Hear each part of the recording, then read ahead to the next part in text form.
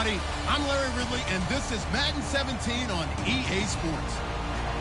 Anticipation is mounting for today's game, and we've got two quarterbacks looking to make an impact. It's the Vikings going up against the Dolphins. With that, let's go down to Miami. Standing by, Brandon Godden and Charles Davis. Thank you very much, Larry. We are here on a beautiful afternoon for football. Straight ahead, we've got a good one on tap here between the Minnesota Vikings and the Miami Dolphins. And he'll bring it a few past the 20 to the 23-yard line.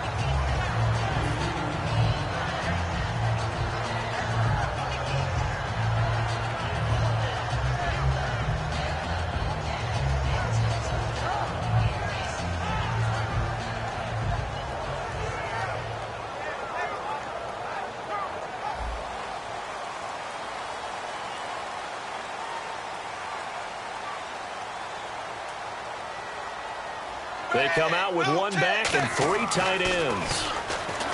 Tannehill now to throw. It's a short one here, complete to his tight end. 5 yards on the catch there, brings up second down. Okay, the starters for the Miami Dolphins offensively. Charles, who are we highlighting? Got to highlight Jaycazzz, their running back. Came out of Boise State as a fifth-round pick, but most people had his talent much more like a second round. There were some medical concerns with the knee, but he can do it all. Run, catch, block. He's truly a three-down back. When you execute a drag or a crossing route really well and give him a chance to let it develop a little bit, you can gain some significant yardage hitting your tight end on that one.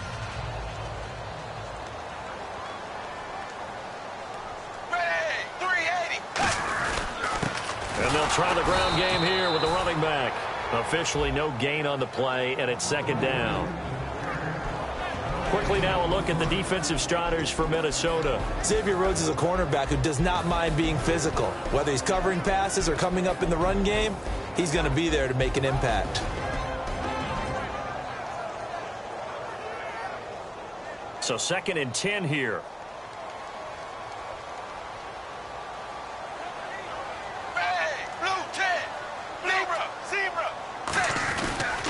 And on the ground they go with a running back.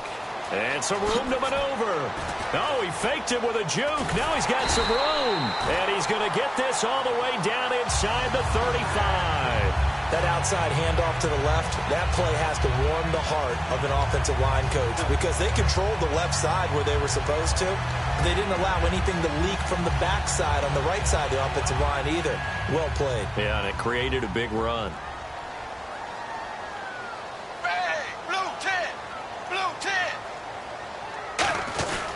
They'll give it to him right up the gut. And he is swallowed up right at the line of scrimmage. Credit him with a 1-yard gain there to make it 2nd and 9. Now that's the type of play that'll fire up a defense. Hold them to 1 yard on a first down run. It'll be interesting to see if the offense decides to press the run at all or if they'll abandon it now after gaining only 1 on that play.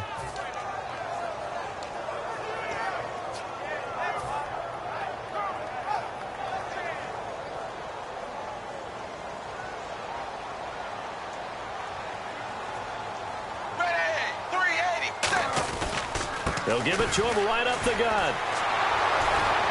And not much running room. Down to the 32. Back-to-back 1-yard runs here, so that leaves him with a 3rd down and 8. Well, so many times we look at a short run and we praise the offense for trying to set the tempo and establish things, but the defensive guys, hey, they just won the battle there. It wasn't a big run given up. They don't always have to absorb the body blows. Sometimes they dish them out themselves. Throwing on 3rd down, Tannehill. And he finds Stills, complete. And he takes it down to the 13 and picks up the first. Now on this first drive, looks like they want to get that vertical passing game going early. And they did, and what a warning shot they just fired. If you're not going to back up and play coverage deep, we're going to attack you all game long. And once you adjust to that and you start to back off, then that opens things up underneath. A really nice start for them. Great way to get the game going.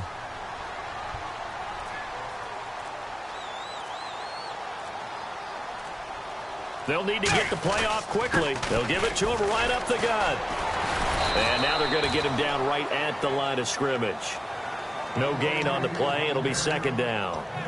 crashing in from the end there, not to disrupt the pass game, but to disrupt the run game. Yeah, I love the distinction, too, because the good defensive ends, they can do it all. Set the edge in the run game, make sure that no one can move it that way, and, of course, rush the passer. On that play, use his speed to get there in the run game. And a pickup of about 4 down inside the 10 to the 8-yard line. When you find that kind of yardage, you couldn't be more confident as a ball carrier. And guess what? You're going to go back and tell your offensive coordinator, I'd like to keep carrying it, thank you. Play number 9 now on this pretty long opening drive, but this is 3rd down. Tannehill. This will be caught at about the 6. They stop him for only 3 that time, and that'll bring up 4th down. One hallmark of good defenses is understanding the game, understanding positioning, and tackling immediately in the secondary after catches. I think we just saw that on display right there. Got to him before he ever had a chance to think about turning it upfield. To throw is Tannehill. And this is incomplete. Well, it looked like he had it and dropped it. And on the opening drive of the afternoon, the defense forces a turnover on downs. And tough starting field position here. And no press coverage here. They are backing off in the secondary. Now Bradford. And his first look is incomplete. Out of the back.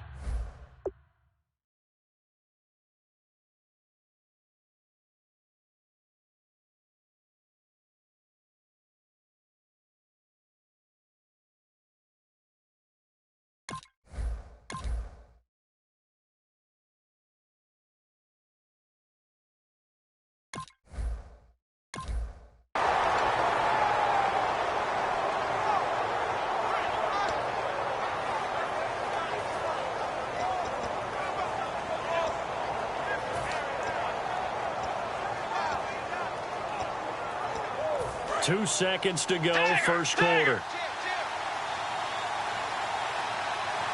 And some changes here as the D-line separates some.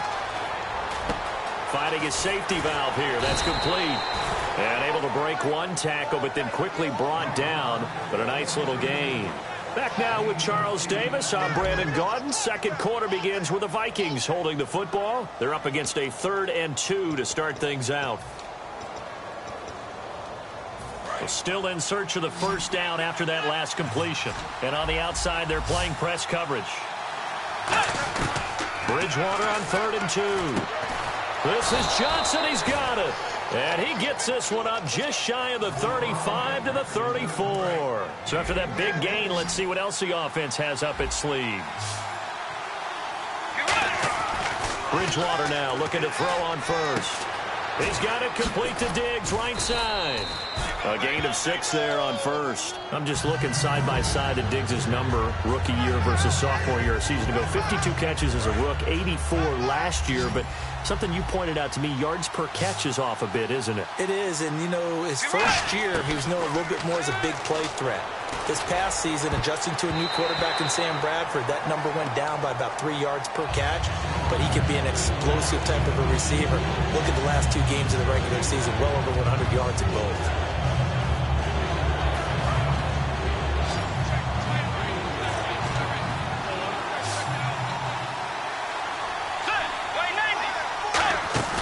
They'll throw again. Bridgewater sliding out of the pocket. He may try and run for this.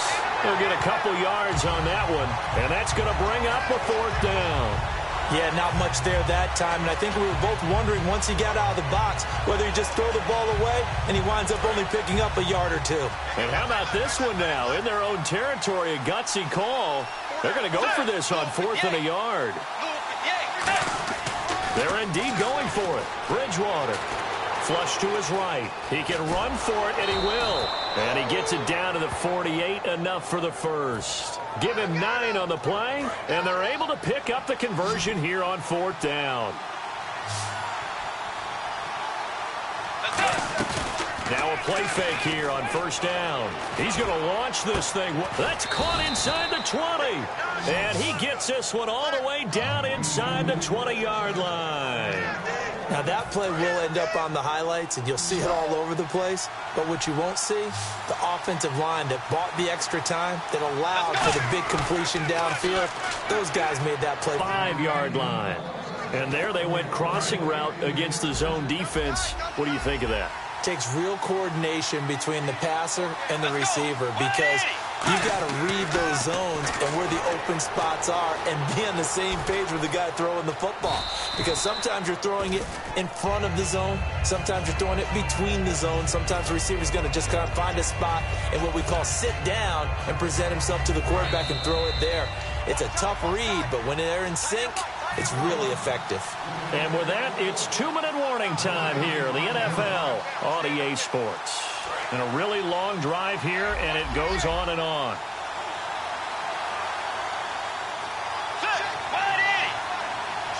Offense looks to punch it in here from the 1 on 2nd and goal. And he will take this one into the end zone for a Viking touchdown. Rhett Ellison taking it in. And the Vikings are able to strike for 6. He's got it, and the Vikings take a 7-0 lead.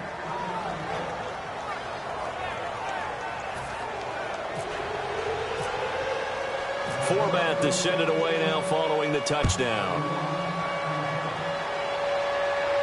This will be taken to the back of the end zone.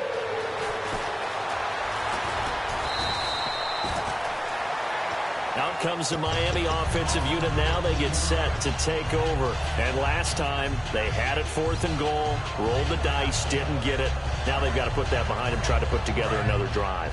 Hey, a simple tip of the cap, a nod of the head to the defense. Congratulations, you got us last time.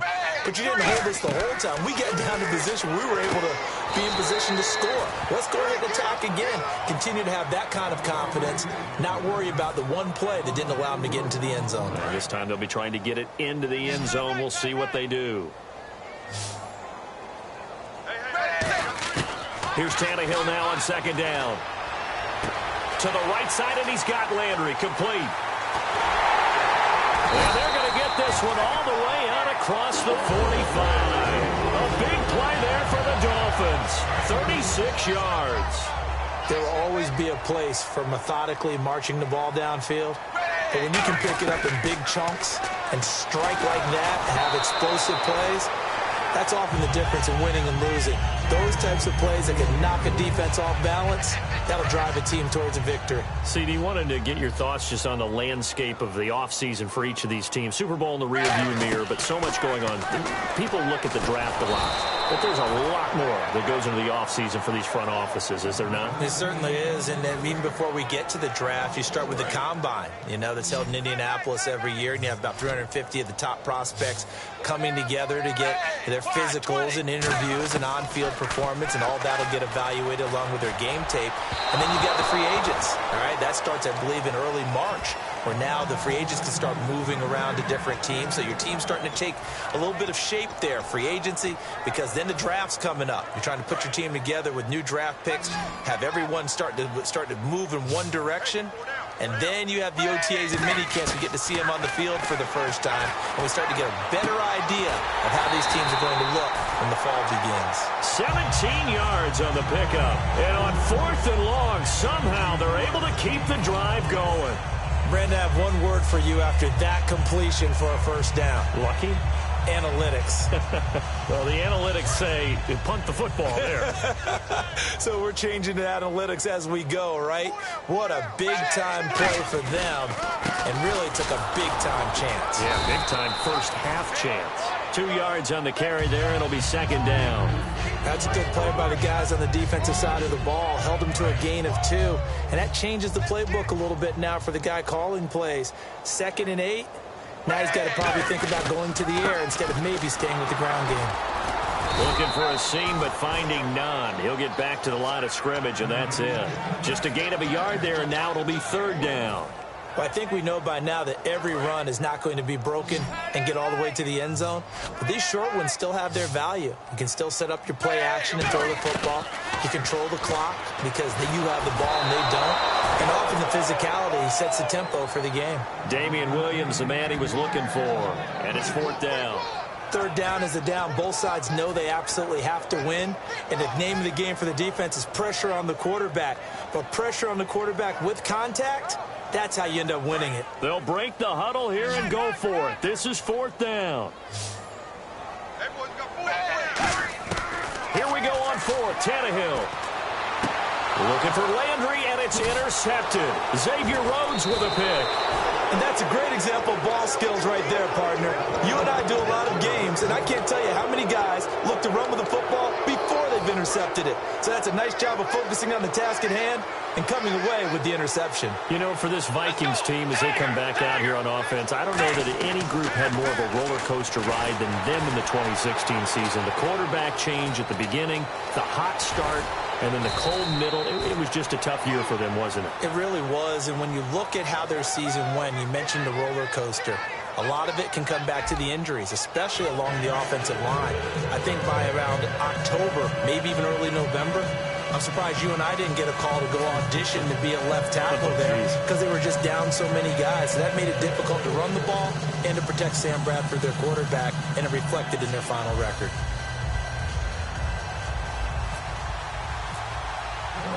Both teams appear ready for the fight ahead, and we resume action here in quarter number 3. And this will be a touchback as that sails over the end line.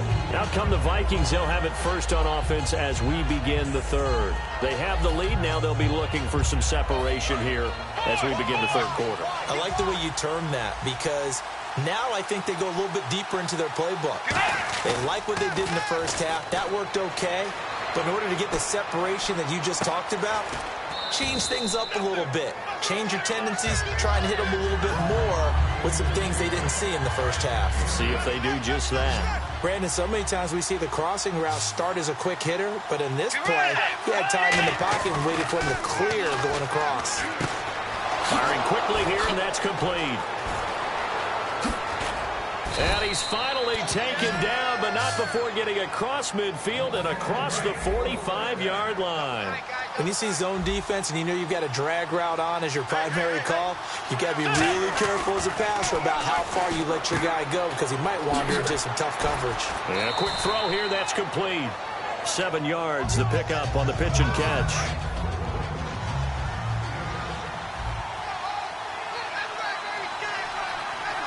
Peterson alone in the backfield. Bridgewater now. He's got the connection over the middle to Diggs. And brought down, but not before they're inside the 25.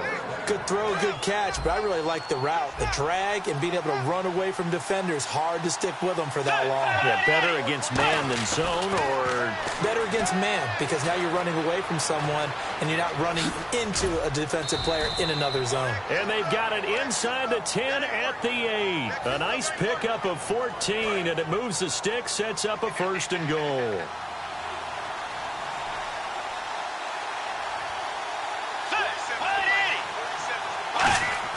Throwing is Bridgewater. That's caught at the 2. And he'll get into the end zone. Touchdown, Minnesota. Cordero Patterson from 8 yards out. And the Vikings find a way to stretch their lead. And it's good to make it 14-0. Forbath to send it away now following the touchdown. This will be fielded at the 6. And a good return as he'll be stopped just shy of the 30-yard line. So here are the Dolphins now. They get ready for their first possession of the second half. They're down in this game. A chance for the offense, though, to put something on the board, get some momentum here in half 2. Try and get things kick-started for them. And you know at the half, they discussed how they were going to get that done. This is where scripting comes into play a lot of the time. How many plays do you script coming out of the second? Most of the time in the first half, you're scripting 12 to 16. I think in the second half, you're really scripting more like 8 to 10. Kind of a starter or an opener, whatever terminology they use. Just something to get you off to a quick start. And they'll lose a yard that time, and that's going to lead to a 3rd down.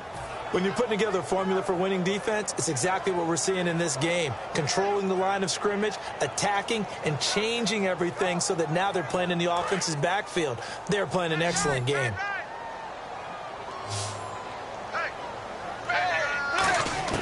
Throwing on 3rd down, Tannehill. And he's got his man. That's Landry. And an alley to run.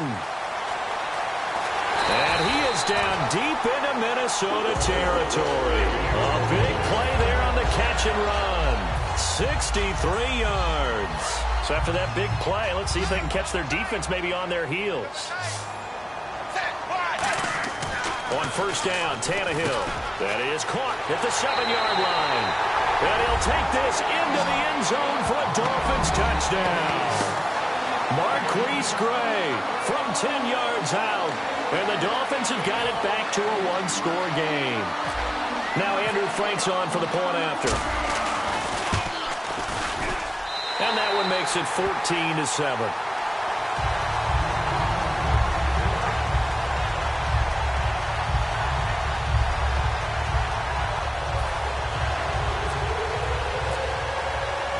Frank's now on to kick it away after the touchdown.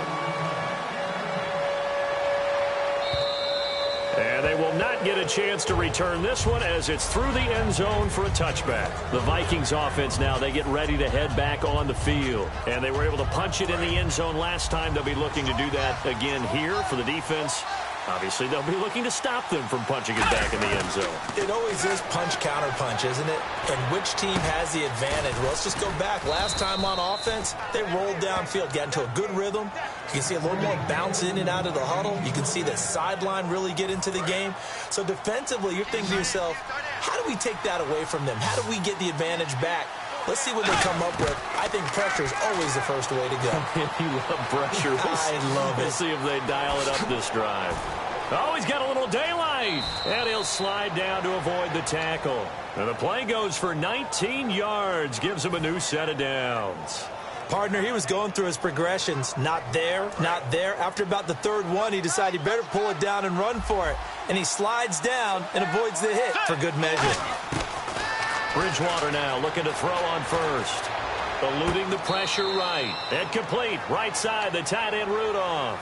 They'll get 16 yards there. And it'll give the Vikings a first down. Trying to get one more in here before the quarter breaks. Back now in Miami. It's the Vikings in possession of the football and the lead. They'll be looking to add to that total as we begin quarter number 4. So here we go, 1st and 10 now.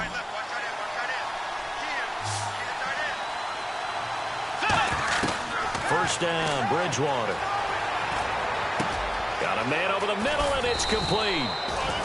And down he goes, taking it inside the 10, just shy of the 5 at the 6. And now the offense operates in the red zone. One of the feature points of the end route is being able to make a nice throw to the middle part of the field. And for a quarterback, that's one of the better throws and better looks that he'll get. But he has to be careful not to wait too long and let his receiver wander into some tough territory. If he's late with the ball, he can get his receiver hit and hit hard.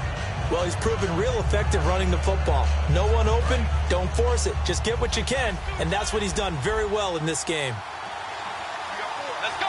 Way 90. Offense working with a 2nd and goal now from the 3. Now it's AP, Adrian Peterson. They'll lose a yard, and it brings up 3rd.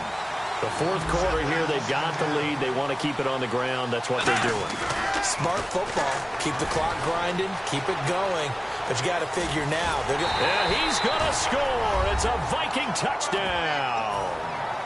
Teddy Bridgewater, his 2nd touchdown of the afternoon. And the Vikings are going to add on to their lead. It's good, and it is now 21-7.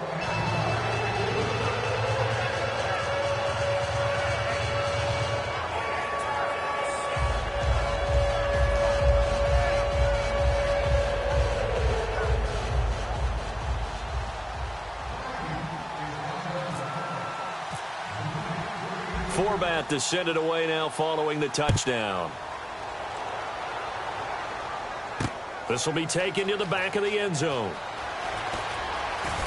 And he will be brought down here at about the 17-yard line. And the Dolphins getting set to go here. Last time they were out, they scored. Still trailing here, though, so some work to do.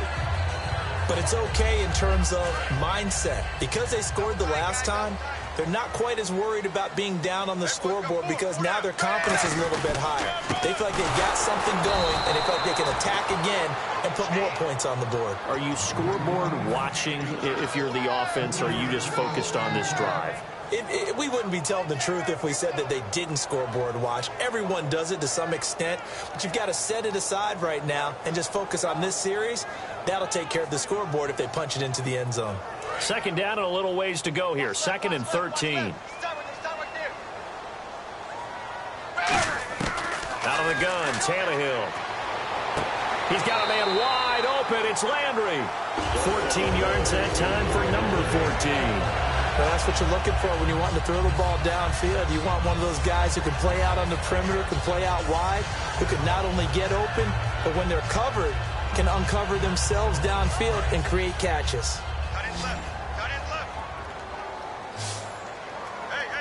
Set. 3. Tannehill on first down. And Stills over the middle. And able to get this one across the 45 before he's brought down. So an excellent throw and an excellent catch there. Zone coverage, which means you just have to find the open areas in between defenders, is exactly what happened on that play. Set. 380. On 1st and 10, Tannehill. And that is incomplete. Devontae Parker, the intended receiver, and now it's 2nd down. We know it's not an easy job to go out and catch passes when people are trying to tackle you and knock the ball away. But the bottom line is, that's a pass he's got to have and a pass he should have caught. 2nd and 10, Tannehill once more. And he comes back with one complete. And he gets this inside the 35-yard line. One of the selling points of the in route is it gives the quarterback a really nice sight line to his receiver and almost on a direct shot able to throw the ball into the middle of the field and have a great chance of success as they did on that play. And now a first down following that long gain. Throwing again is Tannehill. It's complete to Parker left side.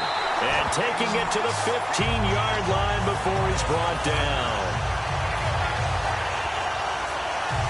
Fresh set of downs here.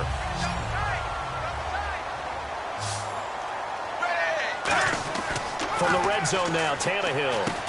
Quick hitter here, it's complete. And he will take it in for a Dolphins touchdown. Marquise Gray, a beast in the red zone with his 2nd touchdown of the game. And the Dolphins able to get this back within a touchdown.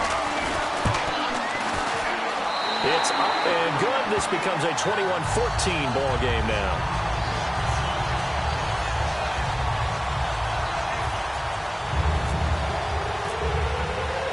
Franks now on to kick it away after the touchdown. To return, here comes Marcus Sherrills. And he'll take it back to about the 19-yard line. Now the Minnesota offense set to take over again. And they'll just simply be looking to build off the confidence of the last time out where they scored a touchdown. Man, confidence is powerful, isn't it? When you've scored once, you feel like you can go back out there and get it done again. Doesn't matter what the defense throws at them. They feel like they're in a groove right now, and they want to get out there and show it. Yeah, hoping to stay in that groove here this go-around. Here's Peterson as they begin on the ground. A gain of 3, 2nd down. Like any team, they would have loved to have had more yards on that run, but it looks like they just want to get to the 2-minute warning and see what they want to do after that. Getting late here in the 4th, and if this team has any chance to win this football game, the defense obviously needs a stop here. They run again with Peterson. Call it a gain of a couple, and that's going to leave them with a 3rd and about 5. So they're leading. They have possession of the football, and certainly this is where they just want to milk the clock.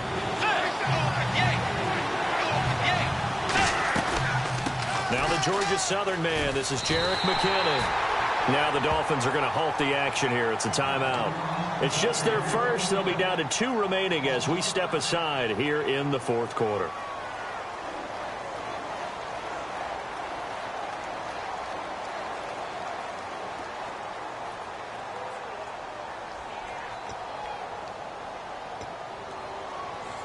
And here's a big one now. Trying to hold this lead. They're going to go for it here on 4th down. The Vikings will go for it. Bridgewater rolling to his right. And look at this. They get the turnover they needed. It's intercepted. It's the former Seahawk, Byron Maxwell. And a great spot to start this drive from here.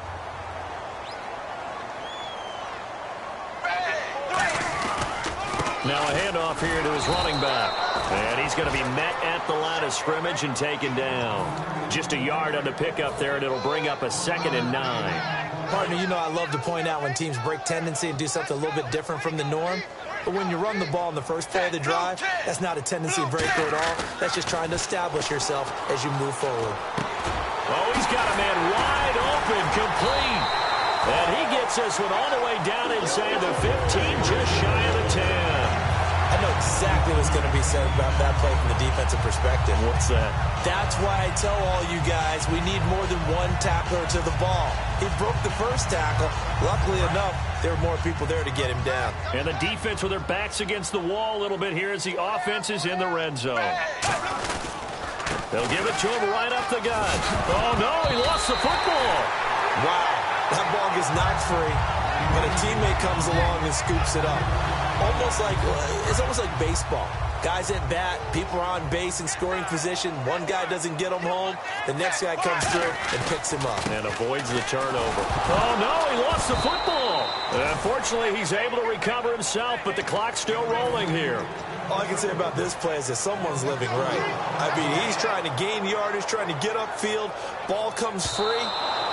What's that panic that we've talked about oftentimes that you feel when you lose the ball? You can sense it. Oh, you can sense it, and somehow he got to it and was able to recover it for his squad.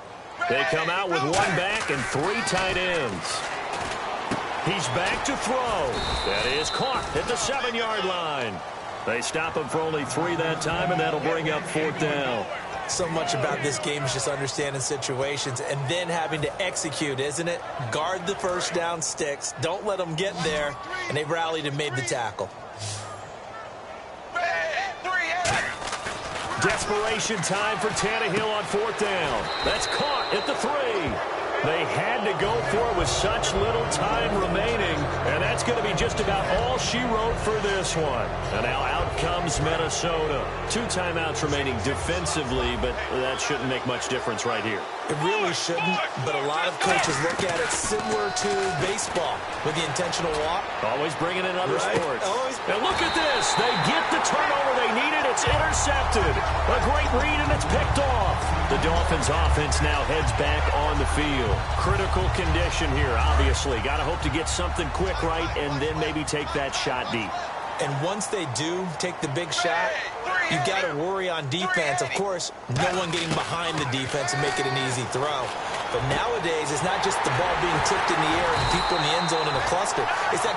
Now hold everything here. We're going to get a timeout by the offense. That'll leave them with just 1 remaining in this 4th quarter of play.